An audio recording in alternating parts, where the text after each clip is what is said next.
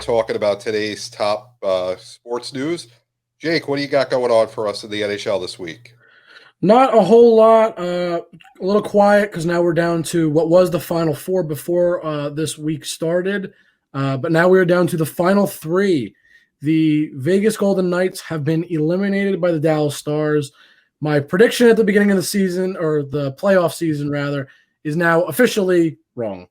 The Stars just outmuscled the Knights. Truthfully, they offensively they've been very good. We've talked about that a lot. They look like they are just on a rampage in terms of offense, and they continue to do that. Outscored the Stars yet again. The Knights yet again.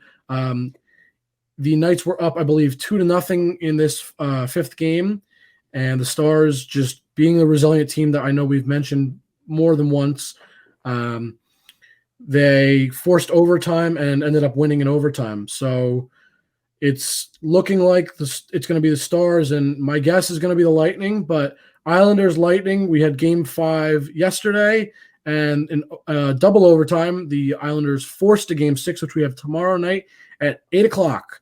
So I want to go back to the Stars real quick. What are we thinking with this team? Is this team, do we think they have a legitimate shot at the Cup? And I understand they're in the finals, but when I say that, do we think they have an actual shot, no matter who they play, the Islanders or the Lightning? Do we actually think they can potentially beat them, or do we think no matter who they play, it's going to come from the East, not the West this year? What do you think, JB? I think the difference in pace, I think they match up better with the Islanders, more defensive minded team. I think the Lightning is a little bit of a quicker team, so it'll be a little bit tougher. I think the Lightning are a little bit more talented, but I don't see the Islanders even forcing a Game 7, and I would love to see it. I like the Islanders. I think it's going to be Lightning against the Stars, and I think the Lightning. I think this is their year. John? Yeah, I agree with you on that. But think about this: every time we've doubted the Stars this playoffs, they've proven everybody wrong. I mean, we thought that they were just going to get run out of the building by the Avalanche. Didn't happen. Thought they were going to get beat by the Vegas Golden Knights. Didn't happen.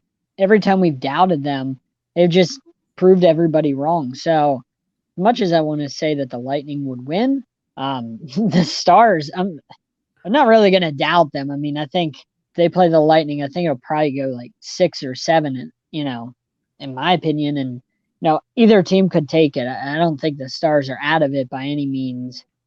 So I'm not doubting the Stars anymore. It feels like when we with the Flyers, it was eventually we're going to be right. Maybe eventually we'll be right with the Stars on this one, But yeah, I'm with you guys on that. Look, I like the Stars. I like the way they're playing. They've looked really good offensively. I've said they're really resilient, which is something that personally I think is going to really work in their favor no matter who they play. I definitely agree. Islanders, maybe they force a Game 7. Personally, I doubt it. I get the feeling the Lightning are going to come out and they're going to just say, we need to close this and close it now. Last year they had a history of not being able to close, obviously, or in that case, not win a game at all. So I know we talked about this much earlier, but I get the feeling from the Lightning that they're almost on a path for revenge to avenge last season for what they lacked. Being the top team, they couldn't get past the first round even. I get the feeling from the Lightning with the way they're playing that first of all they'll beat the Islanders in the next game. But more importantly, I think that as great as the Stars are playing, I got a feeling that the Lightning are winning this. I know we've talked about it. We think it might be their year. I definitely think it is their year this year. Andrei Vasilevsky has looked really great. He has done a phenomenal job. For the most part, he's shut the Islanders down, basically. I mean, he's kept the Islanders to 1 or 2 goals in, I believe, 4 of the 5 games they've played so far, which is phenomenal play. He's only let up more than that once, which is, like I said, it's amazing. And that's not taking anything away from the Stars, because Anton Khudobin, who is the current goalie for the Stars, he does look great. What I am curious about is if Steven Stamkos comes back for this next series for the Lightning, do we think that gives them the do we think that pushes them over the edge to almost guarantee them a cup? Do we think that we take a good team in the Lightning right now, right? And we add Stamkos and he comes back. Do we get the feeling that maybe that is what they need to guarantee a cup as opposed to have a dogfight almost? Or do we think no matter what, it's going to be a dogfight, that comes down to 6 or 7 games possibly? John, I see you shaking your head. Actually, I think it hurts them because, Really? I mean, as great as Stamkos is, the guy hasn't played the entire playoffs. He hasn't played since, early in the year. So you're just going to ask him to step into game 1 of the Stanley Cup Finals after being off since, I don't know when the last time he played. What was it? March, February? I don't know. Might have been longer than that. So you're expecting him to come back in the Stanley Cup after being off from March or February all the way until now. And the first game he's coming back in is the Stanley Cup. Plus the momentum they have with the guys they have. You know how hockey is. It's about teams getting hot, momentum. With hockey is a different sport than the other 4 because you got to be cohesive with your line. With the other guys on your line, with the defenders, have to be cohesive or it doesn't work. And Stamkos hasn't been on any of the lines with the guys since February or March. That's a long time. That's a lot. Now I know he's played with these guys before, but that's a long time to really get your bearings. And the Stars could really come out and put him in a nice hole if Stamkos if his feet aren't quite under him. I get what you mean. He doesn't get a sea leg right away. Yeah, so I think it ends up potentially hurting them because they're on a pretty good roll. They've looked really good this postseason. And sometimes, I've seen it in the NBA where you bring a guy back and ends up hurting you more than it helps you. Sure. Yeah, but you're not talking about bringing just anybody back. You're Right. talking about Stamkos, who's, one of the top players in the league. Right. That's what he's getting paid for. And if I could take a guy like that and put him back on my team because he's healthy, I want him on my team no matter what.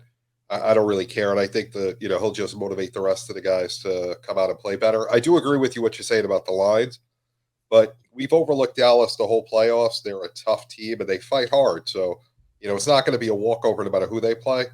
But, if I could get an all-world player back, I'm taking him back. And I prefer my chances with him rather than without him.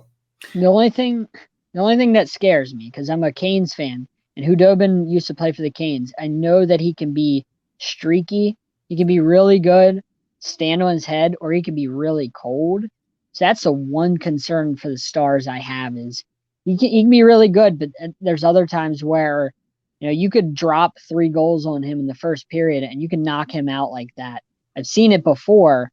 So he gets these hot and cold streaks. So that's the only thing. And I know the Lightning can really pile it on in an instant. The Lightning are a team that are fast and they can pile it on real quick. So that's my concern with the Stars is, can Hudobin hold up or will he go on like these hot and cold streaks? Because you can't have that against the Tampa Bay Lightning. Because if you get behind the 8 ball against them, it's really tough to come back. Sure. Yeah. I mean, right now he's hot. John, you know him better than the rest of us, probably just because he's been on your team. Mm-hmm. So obviously, I can only speak to him so much. But from what I've seen, he looks fantastic, and he looks like he can keep up with Vasilevsky. But like you said, he could go on a cold streak. Again, you know him better than I do from watching him a lot more than I would. That could be a serious downfall. Other NHL news, I believe it was earlier this evening, Eric Stahl was traded to the Sabres for Marcus Johansson. What do you think about this trade in terms of the Sabres? I don't really care about the Wild because they're an awkward team, but for a young Sabres team that clearly is trying to salvage Jack Eichel's younger prime years and hopefully try and start winning, what do we think of this trade for Eric Stahl? Go ahead, JB. No, I mean, I like what Buffalo's trying to do. They're trying to get a good core young team and try to, fit where kind of like the Rangers are, the Devils, where they're building a good core base. The question is they going to be able to win in time before they lose one of their some of their better stars like Eichel? So it'll be good to see how it turns out in a few years, but I don't think it's enough to take them over the top.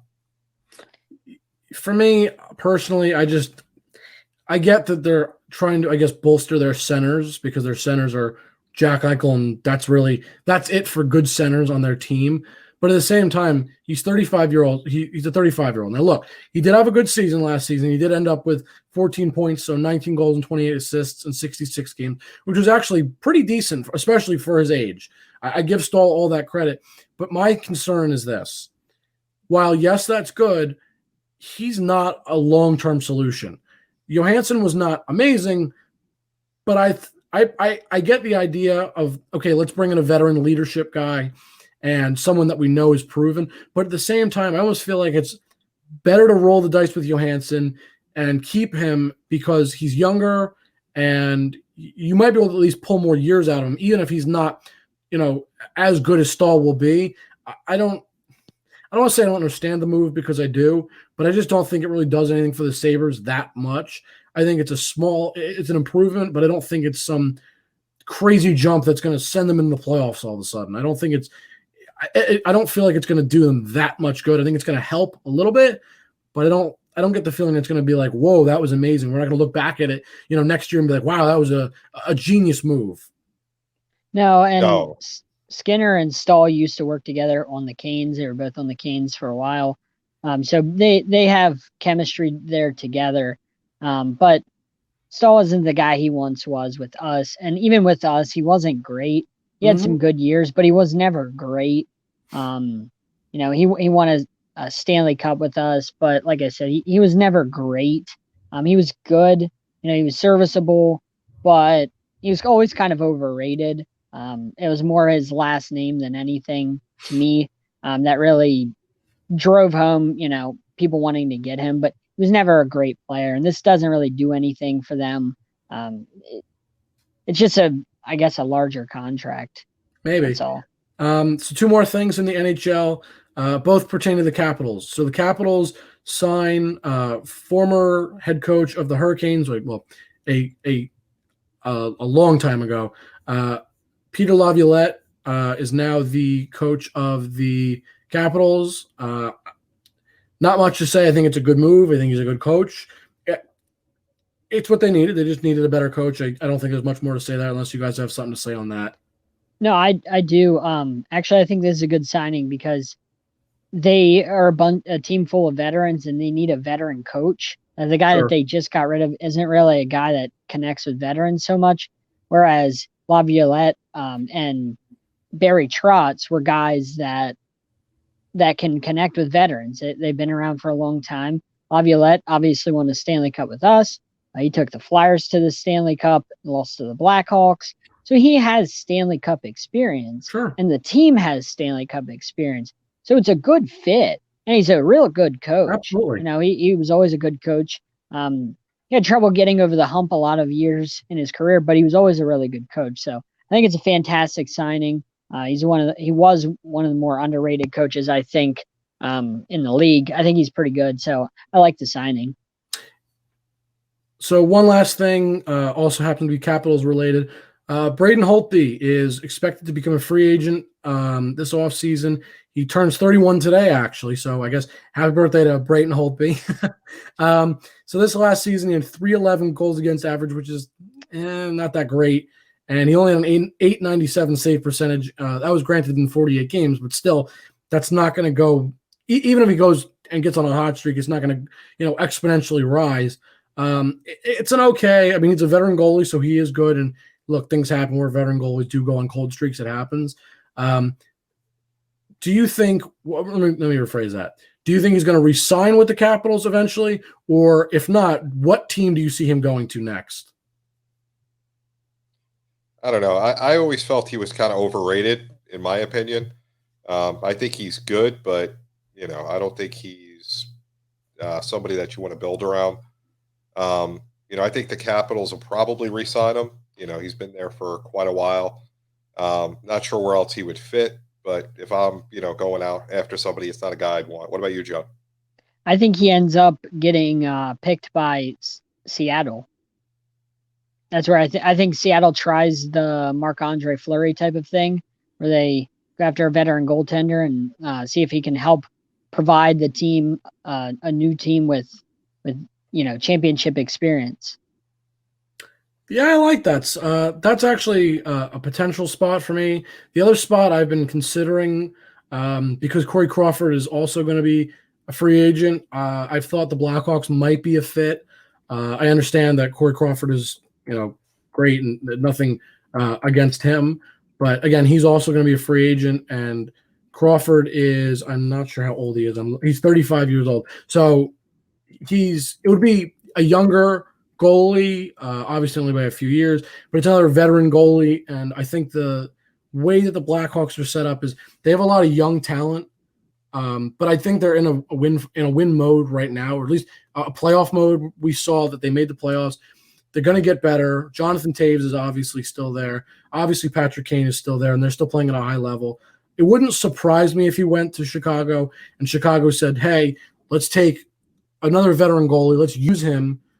Obviously, gain a couple of years by having going from 35 to 31, but they still stay in that window where they can maybe try and win now if they can get on a hot streak like we've talked about." Yeah, I don't like the idea of building around Holtby. I'm not confident in him. I'm not high on him, not at all. Well, he's definitely going to get a decent contract. I'll tell you that, even if you don't like him, because the truth is, Holtby he's been a star in this league for quite a few years. Even though personally, I'm with JB. I think right now he's on the decline. So for me, especially with the stats I mentioned, I'm not as high on him as I used to be. I think his better years are starting to get behind him. We're going to kind of see a bit of a regression. I'm not saying he's going to continue to have an 897 save percentage and a 311 goals against average. We may see that drop below 3 goals against, it may be 250, 275. We may see it in that range, which is a little bit higher than what you'd like to see maybe, but it's still on the lower. It's not crazy. And you may see a save percentage reach maybe a 910, 905, somewhere in between that range, which is a drop off for him, but it's still good enough for a good amount of teams. So he's definitely going to get a good contract, I'm sure. But that's going to be something interesting to watch for sure. The other thing, though, if you put him out west with the quicker game, I don't think it helps him. No, I don't think so. Yeah, I think that takes him and puts him down another notch, and that's going to be a lot harder. Yeah, that'll be interesting to see. That's something also that you have to think about, which I hadn't thought about, but you make a great point. But yeah, we'll see. It's obviously very early right now. A lot of moving pieces still, because if a team, if let's say a team like the Stars win the Cup and keep Anton Hudobin, then just for them example, they keep their player obviously. So after the playoffs, things always get crazy. I know you guys know that. It's so unpredictable. So a lot to be seen still. I think that's it for the NHL. So have they announced next year's start of the season yet? I don't believe so. I don't think I've seen anything. I think they have. Okay. I think they're in talks about that, but I don't think that anything has been solidified quite yet. I'm not sure unless you guys saw something that maybe I missed, but I don't think anything has been solidified quite yet. Yeah, no, I know the NBA hasn't yet either, so I was just curious if the NHL did. Yeah, I don't think so. I know they're aiming probably around November or December. I'm sure that's where they're looking, probably just a little bit later than normal. But yeah, I haven't seen anything confirmed yet, so I'll definitely be on the lookout for that though. Who wants to go next? JB, John? Yeah, let's talk some basketball. So yesterday, let's first give John credit with Miami. It's Spoelstra. Great game. I was impressed. I can't say anything more than I was impressed. They're giving Boston all they can handle. They took game one. They played a great game. The Celtics are a good team. But Miami's going to be tough to beat. They have a lot of good young talent, and Spoelstra is coaching a phenomenal throughout this playoffs. John, I'm going to let you give us some words on this. Yeah, for me, I don't want to overreact too much because we saw the Rockets beat the Lakers in game one. We saw the first round series where the Lakers also lost their game one. The Clippers lost their game one, where the Bucks had lost their game one. So we saw a lot of upsets, a lot of teams lose game one that we thought would end up winning game one in their respective series. So I'm not going to overreact to this because this whole playoffs we've seen this. And those teams, it's not like the Heat blew them out. It was wire to wire the entire game. The Celtics ended up getting up by 12, I believe it was, at one point in the third. So the Heat, the Heat did have a large deficit. It impressed me personally that they were able to fight and claw back from that. They didn't just give up and pack it up and say, well, we'll get them in game two. They fought back. The fourth quarter, they fought back and tied it up, obviously, and it was, wire to wire, and overtime they ended up winning, and so it was a great game, and I think it's going to go 7. I really do. I'm not going to say the Heat, win this series right here, right now, sweep, but it could go either way. I think it'll go 7. The Celtics probably take game 2. Like you said, the series will probably start game 5 because it'll probably be 2-2 going into game 5, and that's when the real series will start. So it's an even series. As I said last round, I said whoever the Heat play, I said especially the Celtics. If you remember, I said they're evenly matched. And the only thing to me that gives the Heat the advantage, because they're dead even, is the coaching. That's the thing that puts the Heat over the top over the Celtics, is they have better coaching. And clearly you saw it in game 1. The coaching was the reason that they were able to edge them out. I mean, that team, the Heat should have been dead, down by 12 in the third quarter. The Celtics had all the momentum. Somehow the Heat fought back. And that's a compliment to the coaching. You saw the coaching didn't show up in the series that we're going to talk about that ended last night. The coaching just wasn't there, because you can't say it was when you see a team give up halfway through the game and just we'll get say to Doc it's our and the year, other, not our year. the other dwarves in a couple of minutes, but let's concentrate on the Heat. They did it twice last night. They were down big in the first quarter too, and they fought back in the second quarter and tied it up at the half, which I was impressed. And then the third quarter, they came out slow again, and they clawed their way back in, and they were tied at the end of the fourth quarter. A lot of respects for Spoelstra.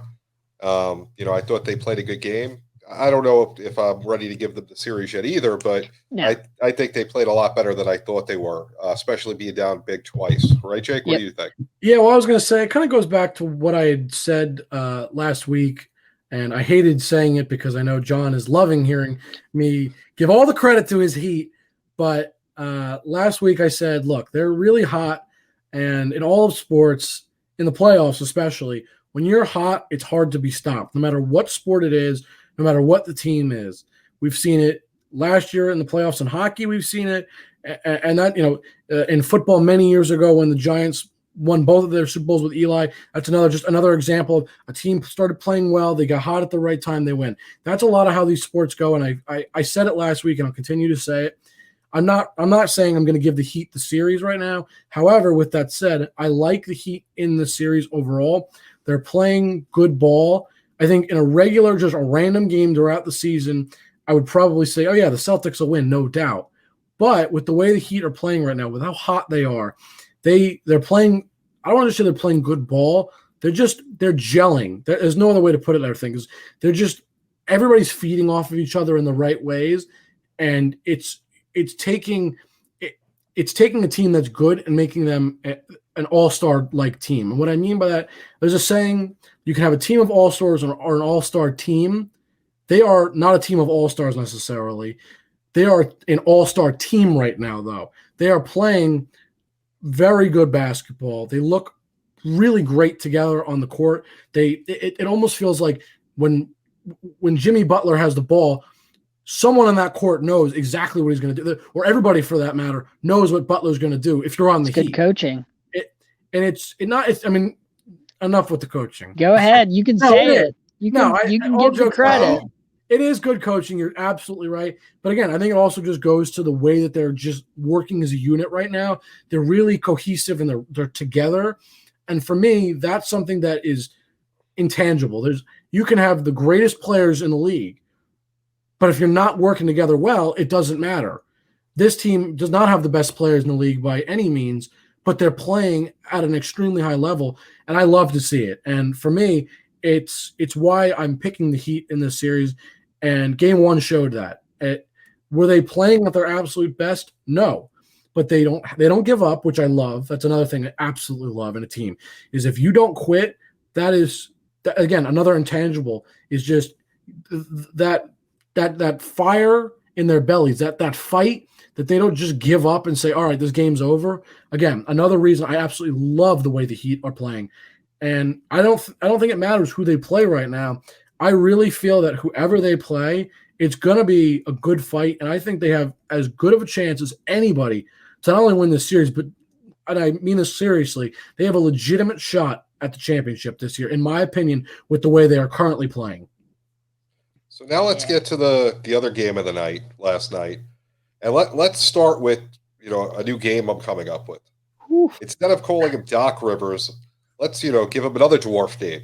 Was he grumpy, sleepy? Because how does that happen that you're up how many points in the game 6 and you blow that game? And then game 7, you guys don't even show up. And you're supposed to be the team that before the season started, it was you or your neighbors, the Lakers, that you share an arena, were supposed to be playing in the Western Conference Finals for the championship. So, I'm just disappointed. If you're Steve Ballmer, who do you get rid of? Where do you start to fix this problem? Well, you can't get rid of Paul George. Just listening to what they gave up, I didn't know they gave up as much as they did to get Paul George. They gave up, I think it was like 4 or 5 years worth of in the future, like first round picks and second round picks. They gave up a lot to get Paul George, and it was like a Ricky Williams type of deal. That's how much they gave up to get Paul George. It was like when the Saints or when the Dolphins gave up everything to get Ricky Williams from the Saints. That's what it was. And you can't get rid of Paul George now. You can't get rid of Kawhi. You're not going to get rid of him, but you can't blow it up after you gave everything up. You have no future in the draft, really.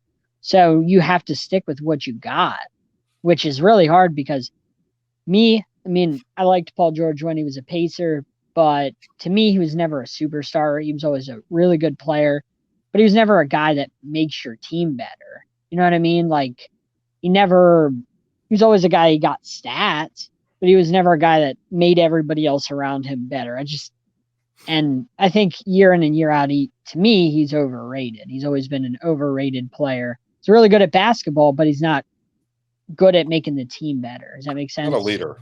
He's not a leader. Yeah. And in the playoffs, he's non-existent. Mm-mm. You might as well just put him on the bench and play somebody else because why bother? Kawhi can't do it by himself. And what do you guys think about the way that they played the year as far as, they were resting people, going with the schedule taking guys, giving them time off? Do you think that hurt them when it came down to playoff time, or do you think that mattered? Personally, I don't think so. In the end, they had they've had all this time off. There's been a layoff. I just don't think. I think they were just tired at the end of this game, and I don't think that had anything to do with the season or it. Just I don't. I got the feeling that the Clippers did not necessarily take the Nuggets as seriously as they probably should have, and I got the feeling that they thought, "Oh, this will be a runaway. We'll be fine." And when it got tough, when the Clippers were with their backs against the wall, so to speak, where the Nuggets were really, coming at them, they were attacking. It felt like the Clippers were just like, we'll worry about it later. You said it earlier. There was no sense of urgency. It was just you said it earlier, though, about the heart with the playoffs and teams that were able to turn it on. That's exactly what Denver did. Yeah, and that's what I mean. That's the problem.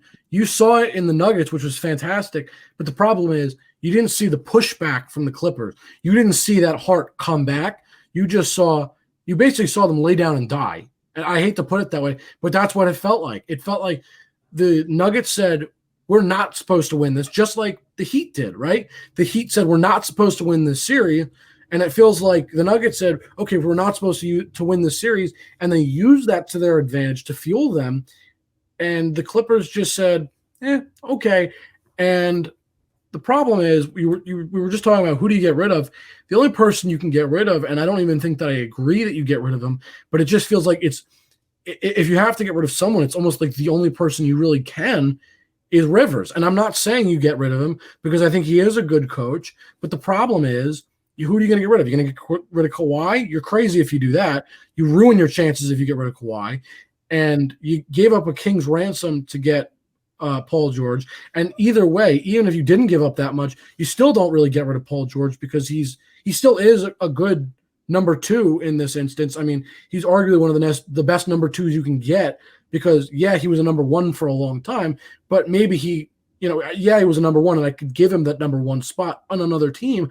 But at the same time, he's the perfect number 2 in terms of talent level. It's fantastic. He's the only guys I can think that rival that, that high level of talent would be Harden and Westbrook in terms of number 1, number 2 have a lot of talent. So you can't get rid of him. And it falls on Doc Rivers' shoulders. And I don't think you get rid – I'm not saying get rid of him, but it feels like that's the only answer left because who else are you going to get rid of? There's no one else on that team that I can think of that you get rid of. It just doesn't make sense to get rid of anybody else. And you're not going to fire the front office necessarily because I don't really blame them for this collapse. They brought in Paul George to win. They did what they seemed like they had to do. And the other thing I want to bring up really quickly that I was a little bothered by this, and it kind of goes back to the what JB just mentioned that I had said earlier is about the heart. Paul George, I believe, in the post-game interview said something along the lines of, we didn't feel this was a championship or bust season. And the problem with saying that is, even if it's not true, the way I feel you should play every playoff series, it's do or die. And that's obviously how every series is, but that's how you should go into the playoffs. I don't care if you think you have 10 years left. Why would you wait till it's 10 years where it's do or die completely for the players left on the team? Why would you do that? It shouldn't matter. And, I'll have to look it up and find it, but I have to find the exact quote. But he said something along the lines of that, and it really bothered me because wow, to me, it says, I didn't care if I won this year. And again, it just goes to say, okay, the Nuggets had heart, and that's why they won. And maybe why the Clippers are home is because they just didn't care enough. That's what it sounds like to me. Can't be a pro athlete and say that. I don't want you on my team. I don't want anything to do with you. Play to win the game, as Herb Edwards would say. You play to win the game. That's it. It's as simple as that. If you're not playing to win the game, why are you getting the money? John, you were going to say something? Yeah, I was going to say exactly what you said. I don't want guys on my team that have that mindset. Unless you want to win, unless that's your mindset, I don't want you on the team. I remember years ago, Larry Hughes, who used to play for the Wizards, said something outrageous. I think after he retired, he basically said, when we were on the Wizards, we weren't out to win. I'm not quoting him word for word, but he said something along the lines of, we weren't out to win a championship every year. There's other things that are important in whenever you play sports too than winning a championship. He said that wasn't necessarily the first and the only thing. And I was like, when you play in the NBA, NFL, NHL, whatever, your goal is to win a championship in whatever sport, whatever capacity your sport does it. He said something along those lines. And I was like, that's why the Wizards, they had guys like that just, had that type of mentality. Of course they didn't win. You don't want guys like that on your team that have that mindset of, well, there's other things that are important in the sport too. No, the first thing that you want to do is win the championship. Of course, you want to get paid and stuff, but you're there to win a championship. Yeah, so I just found the quote, so I just want to share it real quick. So Jordan, I think earlier I've always felt this is not a championship or bust year for us. Ridiculous. I don't care if it's a championship year or bust. To me, that sounds like an excuse why they lost. I don't care if it's championship year or bust. You should play your hearts out no matter what. That's pathetic. That's really all I could say. Pathetic. Yeah. That would make me not want to be a fan of that team if I was a fan. That would turn me off to being a fan of that team. If one of my players said that, oh, we didn't really care about winning it this year. If we did, we did. Like, it doesn't mean anything, Yeah. So there was another part after that, what he said. So I just want to expand on it. He says, we can only get better the longer we stay together and the more we're around each other. More chemistry for the group, the better. I think that's really the tale of the tape of this season. We just didn't have enough time together. Again, Sounds like to me, yapping, making excuses. I don't want to hear it. But wait, Don't stop I for a mean, second. Stop taking nights off and play the whole team. And maybe right, you'll have chemistry when you get to the playoffs. Let's not right. take nights off. I mean, come And, on. and even if that's the excuse, I don't want to hear it because you know what? The Heat, okay, they're a perfect example. They've had just as much time as everybody else, it seems, right?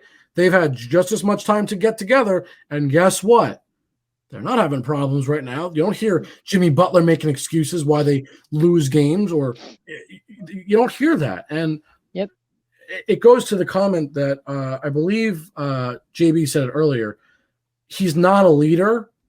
Well, that right there shows it. I don't care if he's the greatest player we've ever seen. He's not a leader by saying, oh, well, it wasn't championship or bust. Who cares? Oh, well, we just needed more time together. I don't want to hear excuses. That's just excuses are for lazy people. That's what it sounds like. That's my personal feeling.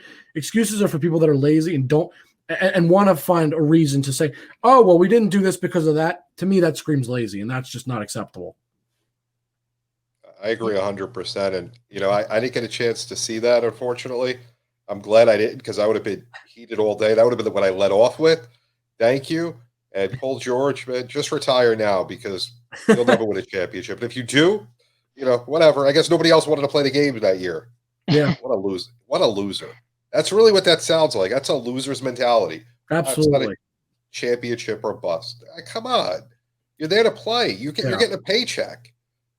You should have opted out of the playoffs. That's what he should have done. You have fans that really that live and breathe, their teams, live and breathe the Clippers, that pay a lot of money for jerseys and hats and whenever they're able to go to games and things like that. Like, like that's what you got to say. You have fans that absolutely are obsessed with your team and probably obsessed with him, and that's what you have to say. That's pathetic.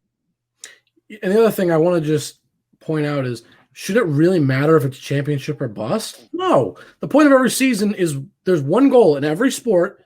At the end of the season, you want to be the champion. It's that simple. So championship or bust, there should not be excuses like that why they lost. It shouldn't matter, oh, championship or bust, that's the motivation. No, the motivation should be very simple. The goal for the entire season has been, let's win the championship. That should be the absolute end of it. I agree, and there's no excuse for it, especially when you start the year as one of the favorites. You go out and get a guy who's won multiple final MVPs. He brings in his guy that he wants, Paul George, who should have opted out of the playoffs. Mm-hmm. Maybe should retire because, you have no heart. That's really what that says, no heart. So I'm done with him. Next. So now I'm curious to see, what do you guys think of Denver? You think they have a shot against the Lakers? Because now you're talking about LeBron, who has the total opposite attitude. And as much as I dislike LeBron, he plays to win and plays hard. And you got to respect that. Whether you like him or not, he's always going to give you 100%. So what do you guys think about this series? I think the Nuggets are definitely going to give them a run for their money. They obviously just took out the Clippers. And even though as much as we just bashed on them, they were still just on paper a very, very talented team for sure. So I know we ripped on them all we want, but it's still an impressive series win, no matter how you want to put it. Good for the Nuggets. That was great. But I think they're going to give them a run for their money. But we just talked about how important heart is. And I get the feeling from the way LeBron has always played that he has that much heart that he's not going to let his team sit down and be lazy like we just saw at the Clippers. So I think that the Lakers will still pull that series out. However, I get the feeling it's going to be a strong series. I think it's actually going to be a really fun series to watch. If the Nuggets continue to play the way they're playing, Jamal Murray looks fantastic. Jokic looks amazing. Everybody looks fantastic on the team. They're gelling like the Heat in a similar fashion, that they're really just coming together right now. So again, we mentioned with the Heat, the Clippers, the Heat and the Celtics, right? That's going to be a great series because one team is playing really hot. I think we're going to see the same thing with the Nuggets and the Lakers. We're going to see another good series, but I do feel that LeBron and the Lakers will pull it out just because heart is what really can be the motivating factor and the reason the team wins in the end. And I think that LeBron, just as a player has some of the most heart and the most drive we've ever seen of any player ever. And I ultimately think that's going to be the reason that puts them just over the edge to win the series. Yeah, no, I got to agree with you. I think it'll be 6 games. But I think Denver is going to play tough. You obviously can't count them out. They just beat the Clippers, who gave the Lakers everything that they had, and I don't think it was a matchup thing. I think it was just a heart thing. John? Yeah, I think 6 is what we're going to see. The Nuggets will fight. They'll be in a lot of these games. They might get blown out one. They'll be in a lot, but in the end, it'll be LeBron James' talent and Anthony Davis' talent that ultimately just puts the Lakers over the top and just is too much for the Nuggets. I think the Nuggets had a great run, but I think the talent from the Lakers' standpoint is just too much, and the Nuggets won't be able to overcome that. It is a great story, but this is a different monster. Like you said, aside from 2010 when LeBron James and Dwayne Wade and Bosh all overlooked the Mavericks in the NBA Finals and they got their butts kicked.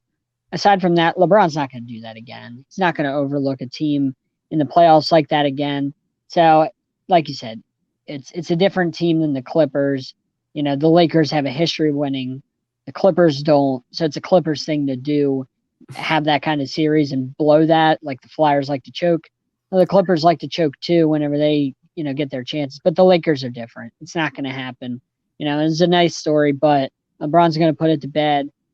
Unfortunately, Kobe passed away this year, and I think it's going to be, that he ends up paying homage to Kobe now, and the Lakers do by, and winning, and he'll probably end up winning the title. I saw a stat the other day, or a comment the other day.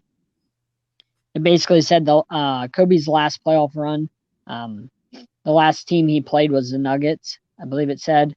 Yeah, I saw that his too. last playoff run. And his last time he was in the finals was against the Celtics.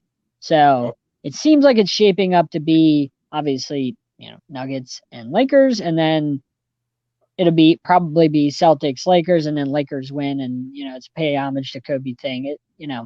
It's how sports work, and I think it's all going to come full circle with with the Kobe thing. It's just that kind of year. It's a weird year, and obviously Kobe passed away beginning of the year, so I think that's what's probably going to end up happening, is where it's like it all comes full circle when it comes to like Kobe and things like that. I wanted to just bring this up real quick because someone asked this question. Just want to hear what you guys think about this. Figured we'd address whoever this user is. So thank you for the question. JB, you want to start with this one? Yeah, I mean, Denver is kind of weird. They've always done pretty well, with this young core that they have. The West is just so stacked, but I could see them getting better. So he may end up staying there, and he may enjoy playing there. So I don't know. They also traded, what was the other guy's name? I always forget the guy that traded to Portland. Where they bolted them together. I don't know much about the Nuggets. I'm not much of a Nugget. Nurkic. They traded him yeah. to keep the spot for Jokic. So I don't know. I could see him staying and being happy there, but it'll be interesting to see what happens. Yeah, I feel like the way that they're playing right now, if they continue to build the team and try and improve, I don't see why he would leave. This is a very talented team that's working together very well. Him and Jamal Murray seem to have a good chemistry going on in terms of they work very well side by side, almost as a Batman and Robin scenario, almost, so to speak. So they look really good. Obviously, if Murray stays there when Jokic's time for a contract comes up, I wouldn't be surprised if he stayed, because if you can stay and then obviously you have Murray stay, that's a good team. That's a good set of players to have together, and I think the Nuggets will continue to try and build around the two of them because they look really great right now, and they can continue to go up from here. It's very possible. One more really good player, they have a really good shot. Yeah, and Denver's a fun place. It's not like we had talked about a couple weeks ago. Utah's not really. Salt Lake City's not really a place you want to go nightlife wise. I know Denver's not the greatest place probably for that, but I'd imagine Denver's a lot better of a destination for players to seek out than going to Salt Lake City when we had talked about the Jazz in this respect. So I could see Denver being a place, and they have a pretty good history of winning. They had George Karl. So I could see another person going there. They look at the Nuggets and they say, well, this team just got to the Western Conference Finals. They beat the Clippers. So you could easily sell that and get another guy to come there. Yeah, absolutely. I 100% agree. So that's pretty much it for basketball, John. What's going on in baseball? Yeah, so I wanted to talk about the White Sox. Best record in the AL. I'm really impressed by the White Sox. They've really done a good job of building this team from the inside out. They've done a really good job of building this team and making a lot of smart moves to build up the farm system and develop these guys. And I'm really impressed by them. And I guess I'm starting off with, do we think the White Sox are real? Do we think that the White Sox can get back to a World Series? I mean, I think the last time they were there, they won it with Ozzie Guillen. I think that was 05. It's been a long time, but I remember they won a World Series years and years ago with Ozzie Guillen. So can they get back, and can they win one? Is this team ready, or are they a little bit too young? I mean, they have the best record in the AL, or one of the best records up there with the Rays. This team is really good. Can they beat teams like the Yankees and Oakland and Tampa Bay and the Blue Jays? Personally, I get the feeling that they're going to be a good team in 2 or 3 years. Right now, they're a little young, a little inexperienced, and it's not taking anything away from them. They look great, but the big thing always is the regular season is one thing, but the playoffs are a whole nother animal. And I'm not sure that the White Sox are in a position where they know how to turn on that extra level that they're going to have to turn on in terms of reaching that next step to be a true playoff contender. I think that right now there's a lot of other teams out there, even the Yankees, who have recently been playing better, but overall in the season have been playing iffy, not amazing baseball, but definitely not bad. They're still in contention for sure. I think everybody would agree with that. I get the feeling that the teams that are going to have that experience are going to have that advantage over them. I'm not saying that the White Sox should be just counted out, but at the same time, they need to learn the ropes of the playoffs first before I feel at least that they're going to be a true contender.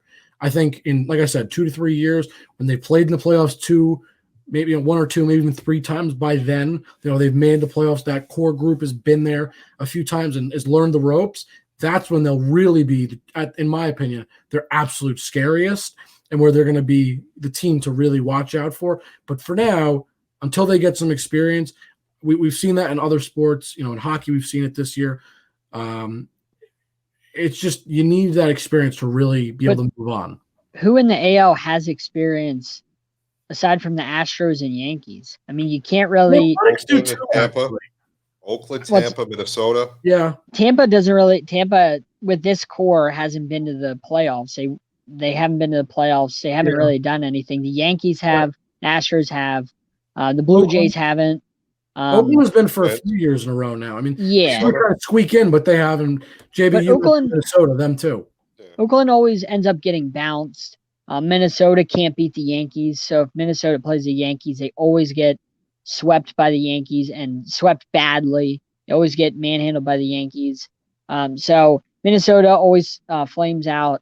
You always have, the Athletics always end up doing the same thing. At least these past couple of years that they've been in the playoffs, end up just one and done. So really the teams with success, at least experience-wise, are the Astros and Yankees right now. Just had to bring up this comment because this was that was great. Whoever wrote that, thank you. That is fantastic, and I don't disagree. So in the AL, at least success-wise, you only got the Yankees and Astros in the AL. Now, you don't necessarily have to have a history of success to be successful, but if we're looking at it in the AL, those are about the only 2 teams I can really say playoff-wise they've done anything in the past couple of years. Everybody else has kind of been one and done in there. Yes, but for me, even the experience of just being in that atmosphere and knowing what to expect, Well, what kind of That's gonna atmosphere is be- it going to be without fans in the So, playoffs? It's funny you say that because I was just going to play devil's advocate. Actually, I was just thinking. I was going to say, for me to play the other side now, though, the White Sox this year will have an advantage that there won't be fans, as far as I know. As far as I know, I've heard rumors that maybe they're going to try and get fans for the World Series. I heard a playoff bubble is what they're attempting. Yeah, I They're heard definitely that. doing a bubble. Yes, that I know, and Announced I've today. heard rumors that they're going to attempt to get fans for the World Series, maybe. But so again, to play devil's advocate, that will be something that the White Sox do have an advantage in, is that there won't be fans, which makes that hostile environment less hostile. And with the bubble, it's also less hostile because there's no true home or away. Yeah, but I think the difference in the pressure playing in the playoffs as opposed to game 42 of a 60-game series, you can't compare one to the other. If you want to talk about teams in Chicago that have a shot, go across town, go to Wrigley. The Cubs are the team that Yeah. it's between the Cubs and the Dodgers, I think, in the National League. But, the White Sox are having a great year, and Giolito is going to make them, have a shot in series because if you could pitch him 3 times in a 7-game series, if he could do that, you have a shot in that series now. But Absolutely. I don't see them coming out of the AL. I would, if I'm in Chicago, I'm going with the Cubs. So are the Padres then the National League's version of the White Sox? This young team with a lot of talent that's up and coming that has no playoff experience really. I guess, I mean, at least for me, that's kind of what I would see them as. Yeah, I see what you're saying. Machado does have a little more experience, though. I mean, not a whole lot, but a little bit. He does have a little bit there. He swings and misses a lot in the playoffs. I can tell you from personal experience. Yeah. Yes. Manny is not Mr. October. That's for sure. No. But the Padres are definitely gonna make the playoffs, and then what happens after that? This year is going to be a strange year, just to begin with, because the playoffs are going to be in the bubble, like we were saying. And there's 8 teams on each side. Yeah. The only thing is, though, I am looking at their roster, and there are some guys with some form of experience. Mike Clevenger has had experience. I believe Pomeranz has had some experience. So I'm not going to say a lot of the guys have it. There are a handful of guys on this team that have at least played on some form of playoff team. Again, I'm not saying Mitch Moreland as well. So that's another guy I believe has a little bit of playoff experience here and there. Again, I'm not saying that's a lot, but I will say there's just a little bit there. I'm not saying it makes much of a difference, but I want to point out that they're just a slight advantage in terms of that because there are a couple guys that do actually have some legitimate experience. Are we overlooking the Braves? Because we haven't talked about the Braves at all. And you just said Cubs, Dodgers. What about the Braves? I mean, they have a lot of really good talent. Braves are a fun team. They're a fun team. But, does the collapse last year stay in their mind? Because that was a horrific collapse. That and the fact that the Dodgers and really just the Dodgers right now are so purely dominant. I mean, so are the Cubs. But I feel like offensively, the Dodgers are just so dominant. It's going to come down to Dodgers Cubs. I agree. That's going to be their biggest problem. Whoever they end up facing, I don't know that that they have the firepower to keep up with teams like of that caliber. And one of the big things with the Cubs this year, Yu Darvish is having a great year. Yeah, he was awful last year. I don't know what he fixed or how he's doing it. I've happened to watch a couple of his games. He's back to the old Yu Darvish, who was able to pitch really well. And maybe that's a big difference. Period. Maybe it was just an adjustment period. I mean, you see it all the time. It happens. Yeah, and that's a big thing when you can get a starter doing, what they're supposed to do. The Dodgers will choke. Okay, There's only one player. I want to edit one. It should say Clayton Kershaw will choke. Damn. Wow. Leave Clayton alone. Listen, he has got to be the greatest regular season pitcher I've ever seen, but also might have to be one of the worst postseason pitchers I have ever seen. He collapses every year, I swear. Whoa. Greatest. Well, let's not the greatest. Okay, all right. I was gonna say Nolan Ryan pitched. No. Ryan's He's far up there above with him. guys like Pedro Martinez, who has had some phenomenal season, a guy that you might put in a conversation like that, a guy like Randy Johnson. I'm just saying in terms of regular season, fantastic pitching. I'll give Stu Gotts on the Dan Levitard show credit for this joke because he says it all the time. He came up with it. Kershaw's ERA in the playoffs is 0. His earned ring average is 0. So I'll give him credit for that because it's a great joke. I love it. I like it. Yeah. Listen, I think the Dodgers, they went out and they got Mookie. They're a fun team, and this is an interesting comment. I listen, give Clayton a break. He'll show up, I think, this year in the playoffs because now the playoffs is like this year the playoffs are like 8 months. So there'll be enough playoff games. He'll get one good one in, he'll get some confidence, and it'll be fine. I sure hope so for their sake. I really do. I mean, I'd like to see I'd like to see a Dodgers, like championship. It'd be nice because they've been in it the past couple of years. They've been in the World Series a couple times the past couple of years, but they just haven't been able to get over the hump. And I'd like to see them get one. I mean, it's been a very long time since they won one. But I mean, I'd also like to see teams like the Padres or the Braves, get one as well. I mean, I've never seen the Padres win one. I saw the Braves. Now, obviously, they lost to the Yankees, years ago, back whenever I was real little. So, clearly, we're not big Kershaw fans here. And then I love Kershaw. I love him in the regular season. The other thing with the Cubs Sox World Series comment, this is also the first year you had both guys from the White Sox and Cubs pitching a no-hitter in history, basically, with Mills with a no-hitter the other day. So that's impressive. I can't remember the last time both Chicago teams were in the playoffs.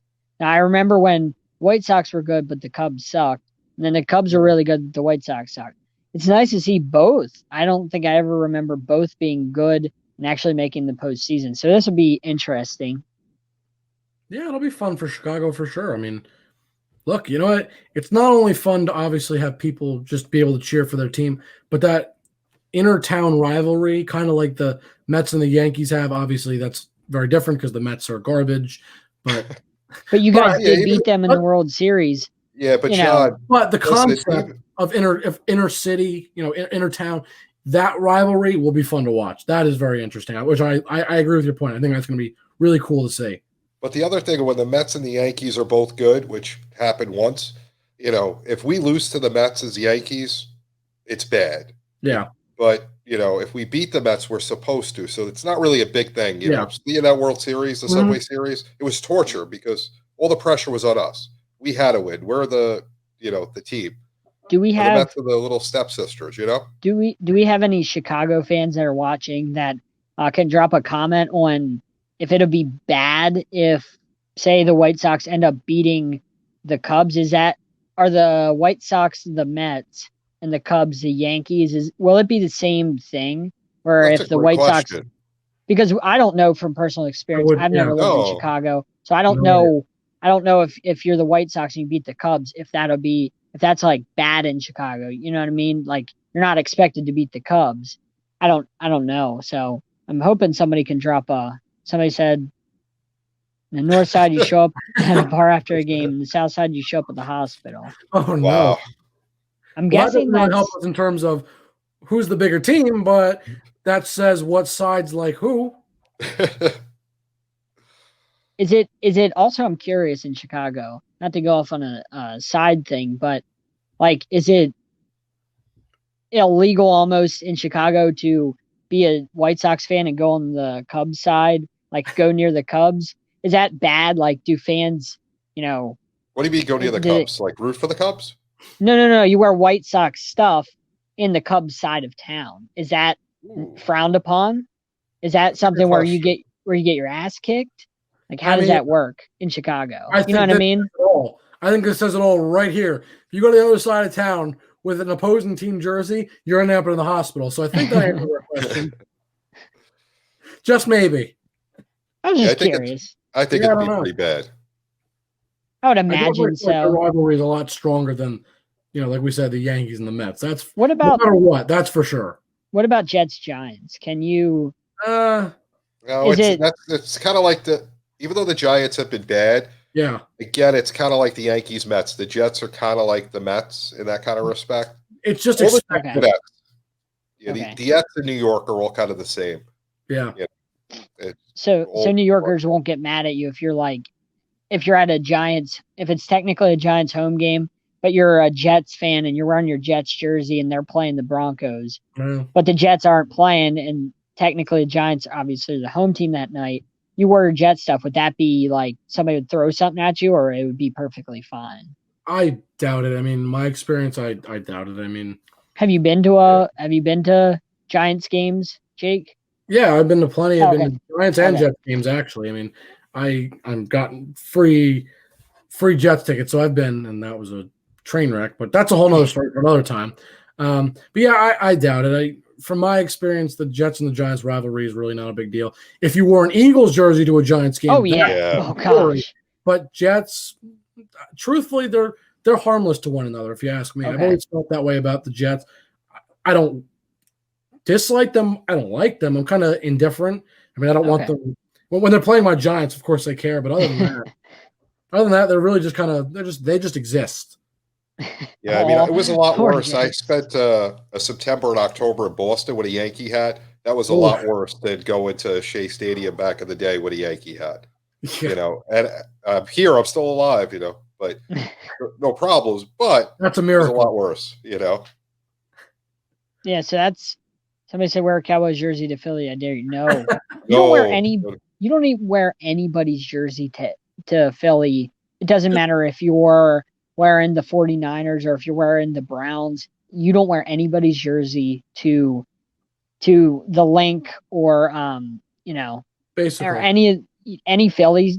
You don't wear anybody's stuff because you get your ass kicked that way. Philly Or get fans stuff are poured on violent you. people. I feel like, and I'm not trying to generalize, but they scare me legitimately. They booed Santa Claus. Exactly, they're just They got a scary. bad rap. Thank you. They have a bad rap. They have They- heart. They threw have heart. mustard. I don't know if you guys remember this, but they threw mustard packets at Joe Madden's wife when the Rays and Phillies were in the World Series They years have ago heart. back in 08. They threw mustard packets at Joe Madden's wife. Joe Madden was the manager of the Rays. Threw mustard packets at her for no reason. She was just watching the game and they hit her with mustard packets. Listen, if Paul George was on the Sixers, what would happen to him right now? That's all I He'd got be to say. dead. Oh, he'd be dead. He would actually be 6 feet under currently. That's Yeah. all I got to say. Any other news? Philly fans are tough. Whoever said this, I'm guessing that's our Chicago friend. Philly fans are tough. They're nasty.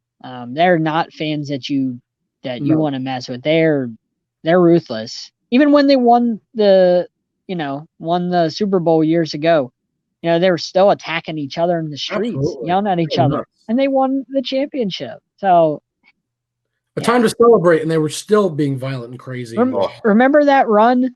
I mean, I guess we're getting on the football. Remember that run when they played the Vikings that year? Well, I was going to say, John, They before we go to harassed- football, do you they have harassed anything it. for baseball? No. Okay, I just want to make They- sure. We don't want to cut you off, John. No, there was a 98-year-old Vikings fan outside of the stadium, and they harassed her and yelled at her in her face. The Philly fans did before that playoff game. She was 98 years old, and they tortured her. They were yelling at her and everything. She's 98. That's Philly fans for you. This explains it perfectly. Both in Pennsylvania. The Hershey Bears are in Hershey, Pennsylvania. The Phantoms are Philly Phantoms. a Philly affiliated team. He wore a Bears jersey. Didn't go well, apparently. Philly fans are wild. I don't recommend doing it. No. No. But it's a great place to watch a game. I mean, if Oh you yeah, want they're excitement, passionate. Oh, yeah. So, anyway, speaking of football, I was thinking about this, and I wanted to hear what we think. I know there's been a lot of hype around the Bucks and Tom Brady. He loses his first game with the Bucks. What do we think, guys? What do we think about this performance, and what do we think about the season outlook? Has your outlook changed for the Bucks after this one game? I understand it's one game, but just curious. Listen, I didn't think that they were going to win the championship to begin with. They're a good team, but I think New Orleans is better. New Orleans D has gotten better over the last few years. And there's a lot of new pieces in Tampa, Brady being one of them. They have to gel, and we'll see as the season goes on. But Tampa, they're not to hold their heads down for. They lost against a good team on the road. It's all good. Yeah, like I said before the season, I said the Saints they have the best record in the NFC. They're the class of the NFC. Now, the Michael Thomas injury changes a lot, but they're still talent-wise, they're the best roster in the NFC. They're the class, and until the Bucks prove that they can win the division over them and prove that they're a better team, I'm not ready to crown the Bucks. You can't crown a team that's they just got this team put together, so to speak. Whereas the Saints have been together for a long time, and their roster is a lot better. And Tom Brady's 43. It's a lot to ask the Bucks to just come in and win that division when the Saints were arguably the best team in the NFC. Games, yep. And no preseason games. Everybody's kind of new. Listen, it's fine. And it was a division road game. Like, did anybody expect the Bucks to go in on the road and beat the Saints? No. But nobody could have expected the Bucks to win that game. At least I didn't. So give them time. If after a month they're 1-3 or 0-4, which they're not going to be, but a record like that, then you panic. But give them time to gel.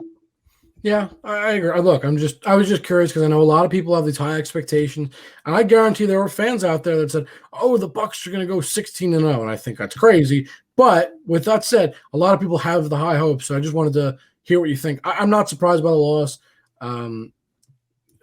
You said it yourself. You said it best, John. They're trying to gel, and it's very simple. That's it. But Bucks have to learn. Not only does Tom Brady have to learn that offense, but more importantly, he has to learn how to work with those players in his offense.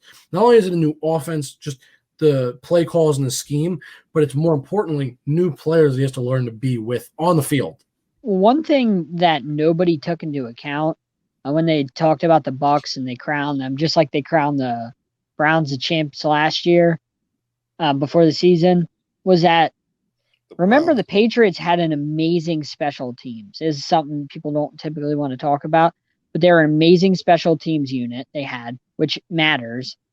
So kicking, covering kicks for you. It does. Not only that, but discipline. The Patriots had nothing but discipline. Yeah. So what do you guys think of Joe Burrow? I was pleasantly surprised. I shouldn't say surprised. I wasn't surprised. That's not the right word. But there we go. What makes the Bucks go from the most penalized team last year to adding Tom Brady and Gronk, and they automatically become not the most penalized team? You saw it in that Saints game. Nothing but penalties, nothing but little mistakes. Just because you have talent in the NFL, you got to be able to have a special teams unit. Got to be able to not commit these costly penalties.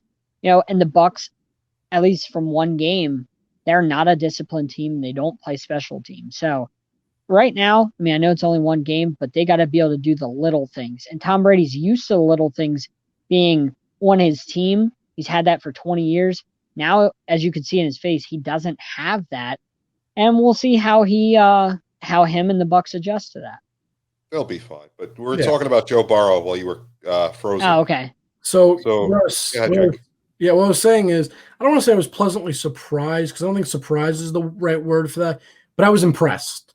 Joe Burrow adjusted to the NFL spotlight really very quickly.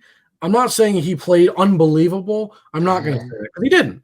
But considering it was his first game as a rookie, and obviously the Bengals are going to start to lean on him from the beginning of that first game, to come out and play as well as he did, and when I say as well as he did, I just mean to play to keep up as well as he was able to.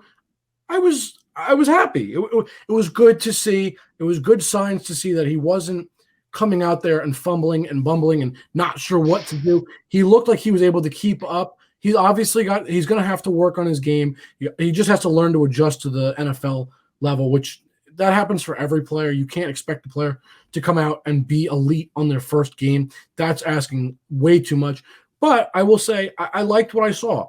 It made me feel good in the pick that the Bengals had made. It made me feel like that may have been the right choice for them. It looks like if this continues, it's going to be something good in the future. Maybe 5 years down the road. Yeah, that's a whole nother problem. That's not fair to say that he needs a coach, because Zach Taylor is only in his second year, and I like Zach Taylor. Let's compare him compared to the other number one pick in the same state, who, in my opinion, I'm going to start calling a bust. Yeah, and what I've noticed with Baker, and I'll let you talk in just 1 second. Yeah, all he does, and if you want to scheme for him, anytime there's any pressure, he rolls out to the right. Every single time there's pressure, it doesn't matter. And if I'm catching it, and I don't watch film like anybody in the NFL, he's beatable. Yeah. And he has a lot more talent around him than we got in Cincinnati. And to me, Joe, for the first game, managed the game well, had no preseason.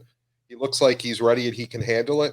And I liked Baker Mayfield. As a Giant fan, I was hoping we were going to get him rather than Saquon, because I feel we're wasting Saquon, and that's a talk for another day. I was going to say, we'll talk about that in a little bit. I have some thoughts. But, I thought Joe managed the game well, and I think I see a lot of upside there. I see he's going to be a leader, and I was impressed with it. I just want to go back to this really quick. Oh, excuse me, this one. And to say he needs a kicker, I don't think that's fair right now. Kicker got hurt. Literally. No, he did not. No, he did not. I don't know if you saw it. He faked it. Well, that I did. Faked his injury, yeah. To me, it looked as clear as day, as real as it can be. No. I don't know if you watched. He faked it? Yeah, he faked it. They proved that he faked it because after the kick, he was grabbing his right leg. They showed, and then whenever they talked to him afterwards, he was talking about how it was his left leg that he had pulled the calf muscle or whatever. And in the video, he's holding his right leg after he kicked. So he faked it. I mean, it was because he shanked it, and then he was like, "Oh, my leg." So it was a fake. I didn't see that, so I'm glad you pointed that out. Yep. That was interesting. I do want to.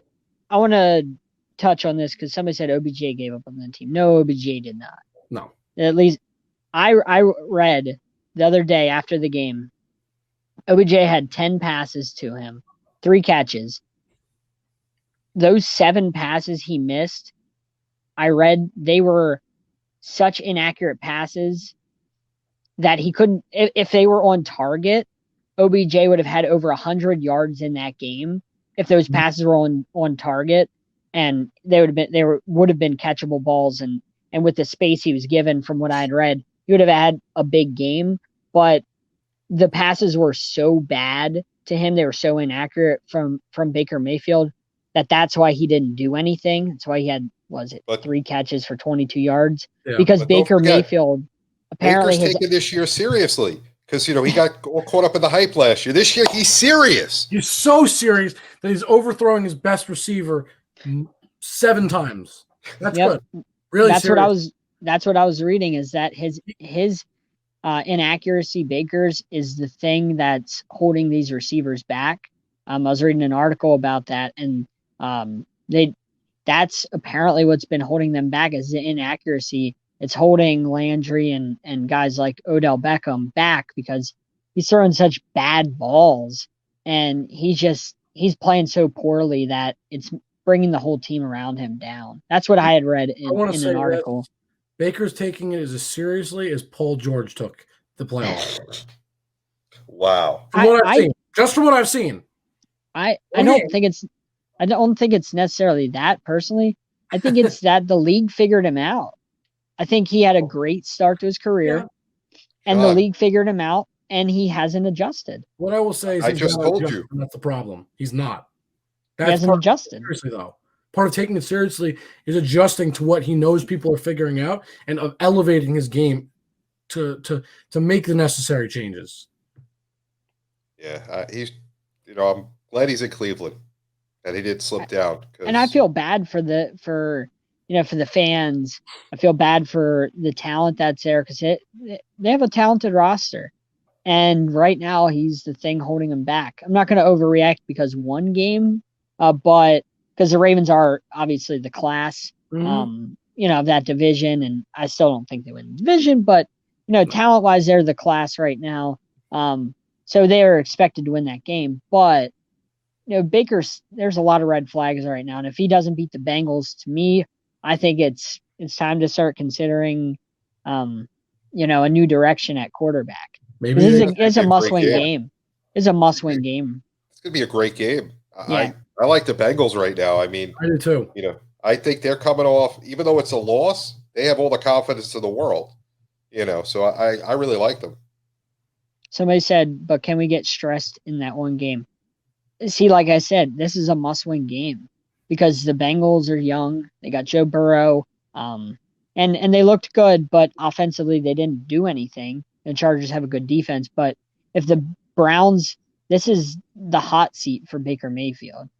And there's no more excuses with this much talent and with Freddie Kitchens gone, and there's no more excuses. And if you can't start beating teams you should beat, how are you ever going to compete with the Ravens and teams like that, which is the goal? Like Jake said earlier in the show, your goal is to win a championship. And if you can't even beat the Bengals, who aren't ready for the playoffs, how are you going to beat anybody? Yeah, I agree.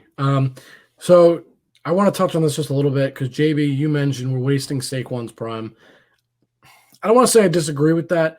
My biggest thing is, I don't know if you watched the game, and if you did, I'm sorry you had to. There have been a lot of people I've spoke to that, Saquon can't have that kind of a game where he rushes for 6 yards? Something stupid. It was something ridiculously low. Everybody seems to be hating on Saquon for those 6 yards. So I just want to say this to anybody that has blamed Saquon. I know a lot of fantasy owners are upset. You need to stop talking and watch the game because there is no way you can blame Saquon for that. Steelers defense is great, which someone just said, and I absolutely agree. But more importantly than that, when you start 2 to 5 yards behind the line of scrimmage on every single run, it is mathematically just seemingly impossible to expect him to gain positive yards. That Giants offensive line, I have to say, was absolutely atrocious. How many years is it now that we've been saying the same thing, though? Too many. Way too many. And it is disgusting. I don't care that they took Andrew Thomas with that pick. It doesn't matter. It's too little, too late. They should have been drafting offensive line for the past 10 years, it feels like. Okay? It is unacceptable that they have this line of an offensive line. The line is a big reason they won their 2 Super Bowls. They had a great offensive line. They had a lot of great linemen. David Deal. Look at the Patriots. Why did they win so much with Tom Brady? Tom Brady had time to stand there and make the plays he had to make. I mean, do we really think Eli was that bad? I mean, I like watching Daniel Jones right now, but do we think Eli can't play and Phillip Rivers can still play? I mean, no, I don't think Phillip Rivers can play. Well, he's not that bad. Part of the point they just got beat by the Jags. Well, we'll get to that game in a second, but it's not all him. Part of what I've always said was you can't entirely blame Eli. I'm not saying that it has nothing to do with him, but he took a lot of sacks because of a horrible offensive line. His defense didn't help him a lot of years. And most importantly, on his side of the ball, his offense was garbage. Like the line, it was terrible. And when they won their 2 Super Bowls, they had, like I said, they had a fantastic line. Absolutely. But when you're forced to throw the ball almost immediately or scramble out of the pocket, which Eli had bricks for feet, so he couldn't do it, you were asking too much of him.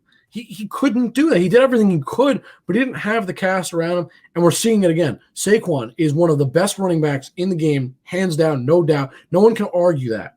But when you start 2 to 5 yards behind the line of scrimmage, I was talking to someone today that said, it's Saquon's fault. That's unacceptable.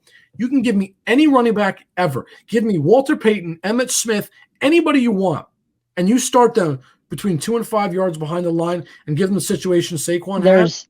It's realistic to expect them to make these unbelievable plays. It's just not fair. There's one running back, his number is 20, that was able to overcome that. There's only one running back that's ever been it. That's the only one, Barry Sanders. Yep. But I felt bad for him. Yeah. One. And he was he was a generational talent that you'll never see that type of like crazy Never, running. ever. Or yeah. And that goes to my point though. Hmm. We take the best of the best, and we can find one guy, just one, that could truly be able to maybe make something out of that. And that's just unfair to ask anybody. And so anybody, I just want to say it for everybody that's listening and anybody that sees this. If you legitimately think it is Saquon's fault, you need to start watching the games, because I get fantasy owners and fans and everybody's nervous thinking, oh, Saquon's having a down year. Oh, he's not as good as advertised, blah, blah, blah, blah, blah. No. They're not real football fans. They don't know the game. Is disgusting. It is I wouldn't even call it an offensive line. It looks like a piece of Swiss cheese right now. But And they should be better. You realize he is one of the best backs in the game, and we're wasting his prime years. And I feel horrible for him because the guy's special. And I didn't like him before he got drafted. I didn't know much about him. I saw him, and he's gotten better, and he's phenomenal. And I was wrong thinking we shouldn't have taken him, but if you're going to take him, you got to give him the tools to make him succeed. Otherwise, it was a waste of a pick. Case in point, look at Le'Veon Bell. That offensive line is probably the worst in the NFL on the Jets. And he can't do anything because, like you said, he's 2 or 5 yards behind the line of scrimmage because there's 4 guys in his face or whatever. How is he supposed to do anything? You put Le'Veon Bell on a team with a half-decent line, you're going to see the old Le'Veon Bell. But any running back that has to deal with what the Jets and the Giants have at offensive line, it's hard to succeed. You think between the two teams in New York, we could put one line together? Is that possible? We can form maybe half a line at best. with Adam Gase. It's horrible. No. It's really horrible. It's ridiculous. And then a great example of a running back that is great on his own, but his line is part of the reason that he's had as much success as he's had, is Zeke. I think he's a fantastic running back, and I'm not taking anything away from Zeke. I 100%, as much as I hate him, he is a fantastic running back with a lot of natural talent. However, part of the reason he is able to play so well, his line has been really great. Hall of Fame line. Yeah, absolutely. And that's what wins games. That and defense win games. I mean, that you can't do anything on offense with a line. I know the line. I know they've lost some of those pieces, like Travis Frederick retired. But when that line was full intact, that was a 1990s Cowboys type of line. Oh, that's how good that line was. Hall of Fame line, where up and down that entire line, it's guys that are going to be in the Hall of Fame. That's how good that line was for the Cowboys before it kind of started to erode. I love this comment. Yes. I'm not saying he would have 2,000 yards. It might be an exaggeration. He probably would. However, I'm going to say he probably would. However, I don't. There's nothing more to say. The line says it.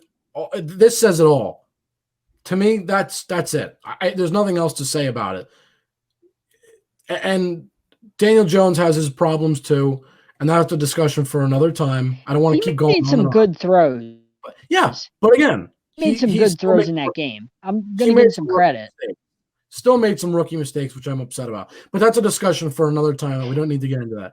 But the point is, the two most important things, in my opinion, for any football team, offensive line and a good defense. Because you can take an average quarterback or maybe slightly above with a good offensive line, they're going to be able to make plays. I'm not going to say that they're going to be some generational talent, but you take an average to a slightly above average quarterback, right? But you give him 4 or 5 seconds behind the line, he's going to have the time to make a decent throw eventually. Perfect example, Ryan Tannehill with the Titans. Absolutely. Great line. And in Miami, he always had a terrible line. He went to Tennessee, really good line, great defense. And they went to the AFC Championship, and they're going to have a good season this year. Yeah, absolutely. So I had to get that off my chest because I'm so sick and tired of everybody that I've talked to saying, oh, it's Barkley's fault, that what he did was unacceptable, blah, blah, blah. No, I needed to set the record straight. That is 1,000% that offensive line. And Dave Gettleman needs to get his act together now. somebody was talking about Darren McFadden and ran. I believe that was Darren McFadden. Yeah, that they were talking about ran for over 1,000 yards behind that line. He had injury issues prior to coming to Jerry World. So yeah, I mean, this day and age, it's not hard to run for 1,000. It's a different game. But yeah, you're right.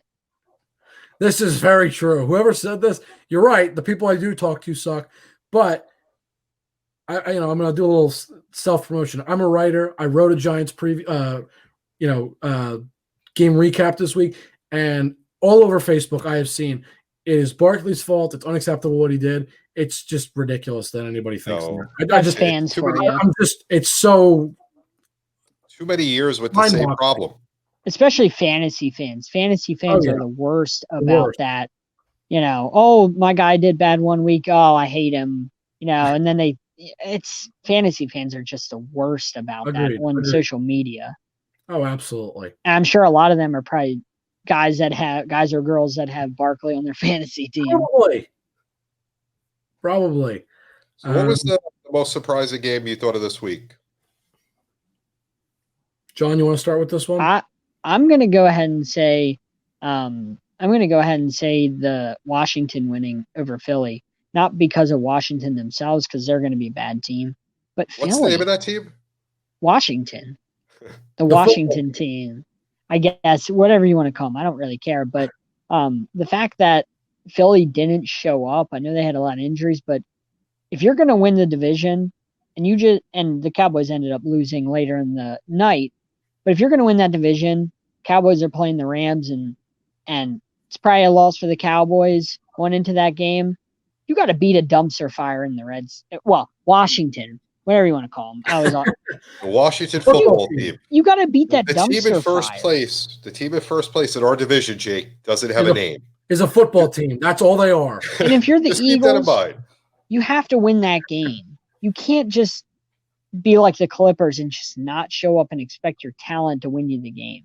That was egregious. And the Eagles, if they don't win the division, it's all on them. You can't throw easy wins like that away. They should have won that game. Yeah. So for me, it was either that game. The other game I was a little bit surprised about, Cardinals 49ers. Now, I understand maybe there's some Super Bowl hangover from, going that far in the postseason. However, now I'm not going to take anything from the Cardinals because I do like the Cardinals, and I loved what I saw from Kyler Murray and DeAndre Hopkins, which I cannot wait to continue to watch this season. But with that said, I am shocked at what happened. I mean, that 49ers defense is so good. Now, they did lose DeForest Buckner, I believe. He went to the Colts, if I remember correctly, correct? I believe that's where he's gone. So they did lose him. However, that team is still a great team. And truthfully, as much as I love the Cardinals and, as great as I knew Hopkins was going to be with Kyler Murray, I was definitely a little surprised with that. I really expected the 49ers to pull that one out. Really? Because the Cardinals always kind of play them tight, and it's a division game. And they're actually a good team. No, they are. You know what? I think it's that defense that was really, for me, what I was expecting to still just show up as they have in the past. Again, like I said, I know they lost to DeForest Buckner, but I still agree that the Washington game was the most surprising for sure, but that was a second for me. They drafted Kinlaw, I believe it was out of South Carolina. I believe they drafted a defensive lineman to replace Buckner, so it's not like they lost. Right. They knew what they were doing, trading him away. Sure. That they went and drafted one, so they replaced him. It's just this team. I think they played above where they should have last year. I think that they're going to come back down to earth this year. I really do believe that. Like you guys think you guys had mentioned you think the Titans will come back down to earth. I believe you mentioned that last week. I think the Niners will. The Seahawks are clearly way better than them. And I see the Niners coming. Yeah. I see the Niners coming to 9-7. And with these injuries already piling up, I can see a 7-9 because Garoppolo to me is just, he looks lost. He's a game manager. Lost. That's what I've always felt Garoppolo's a game manager. And he was a system quarterback with the Pats. And I'm just not amazed by him. I think he's good, but I don't think he's special like people seem to make him out to be. No. I was put off by Kyle Shanahan's. He absolutely forced the ball into Jerick McKinnon's hands. Yeah. His first game back in 2 years, I get it, but he absolutely forced him on the field, put him on the field in every situation he could, forced that guy, forced him down the Cardinals' throats, and it was like, okay, this guy's hasn't played in 2 years. You're forcing him when you have Raheem Mostert, who was your guy last year, and you're forcing Jerick McKinnon in all these situations. Yeah. I didn't like that, and I felt like that kind of set It's that strange. offense back. Yeah, I feel like it was Shanahan trying to say, look at all the toys I have. I I'm going to always use say, everything. if it ain't broke, don't fix it. There was nothing wrong.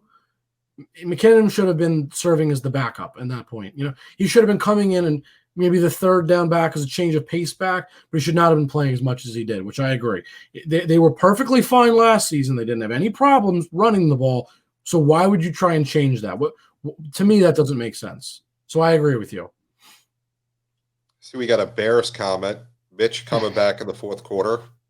Jacob, if you're out there, we know you love that, and I'm with you. I thought that was a good comeback for them. And As we'll much as go I 0 hate it, 2 you're right. And we're going to go 0-2 this week when we play the Bears because Probably.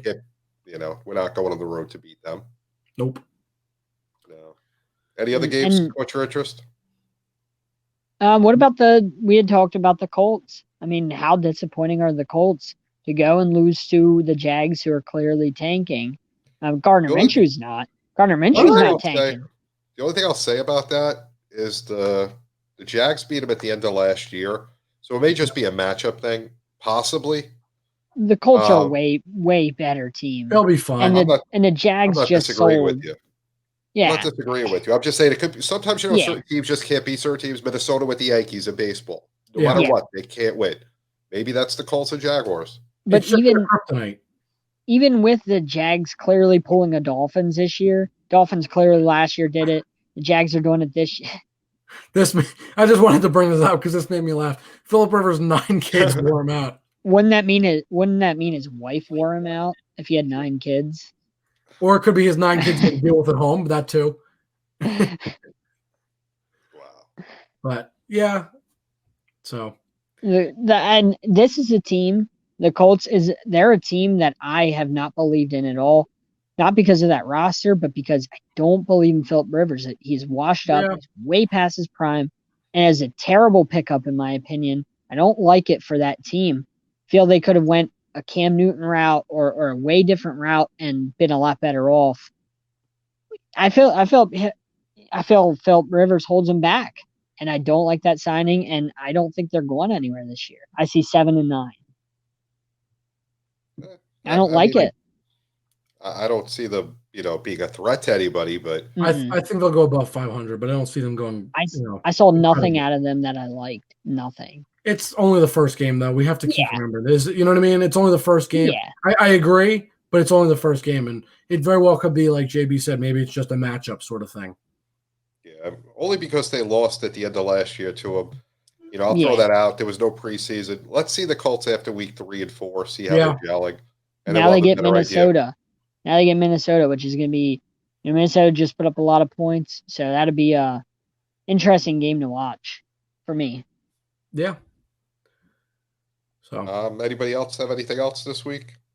I think that's it. Unless John, you have anything? No, I was just thinking of the games in my head. I kind of going down. I mean, like we said, the Seahawks are really impressive. That was a great win. They came out. They are. I think they're going to be really hard to beat in the NFC this year. Really tough to beat. Yeah. And did you know? I can't believe this. Russell Wilson's never gotten one MVP vote in his career. That is embarrassing. That's pathetic on the voters' behalf. Agreed. There's no way that should be a thing. Agreed. Yeah, I can't add to that except that 100% right. But I think that's pretty much it. Tomorrow night, Bengals, Browns. Anybody watching? Yeah, of course. Of course. With this pandemic stuff, who knows how long we're going to get football? Who knows what's going to happen? Take as much football as we can get. Can we see In Baker fantasy. win a game? No, No, they can take it to the I Bengals. think so. I'm with I you. think Go with the Bengals. I like to think the Browns can win because of all that talent. And I think, and Burrow being so young, and he looked good, but I think the Browns find a way to win this, but it's not going to be pretty. Well, we'll find out. We'll talk about that next week. 100%. Definitely. So just a big shout out to AMG Records for giving us the music that you hear when you hear the show on tape. And thanks for everybody spending some time with us. We ran a little over tonight. Yep. But thanks for sticking with us. Hopefully we'll have Jason back next week. I know he's been pretty busy getting everything settled. Anything else going on? Just make sure to follow us on our socials, as you kind of see running on the bottom right now. Our Instagram is Journey with the J's, and our Twitter is Journey with the 3. If you're watching this on Facebook, check out our YouTube. If you're on YouTube, check out our Facebook or our other socials. That'll be in our description. We'll have links in the description to also all of our other stuff, such as our other podcasts, our Facebook pages, LinkedIn, things of that nature. So just be sure to check us out everywhere else. John, anything else? And be sure to share it. I mean, that really helps us out. So and share it and download our episodes, all that stuff. Yeah. All right. I think that's it, guys, right? Yep. Well, it was a pleasure, people. We'll catch you Thanks. next week. Thanks for all your comments. Everybody next week. And if you have questions, email us. Yeah. Oh, we didn't talk about how fantasy went this week. Oh, you guys escaped that. We'll get that next week. You snakes. You got away with me. You guys got away with that. For next week. All right.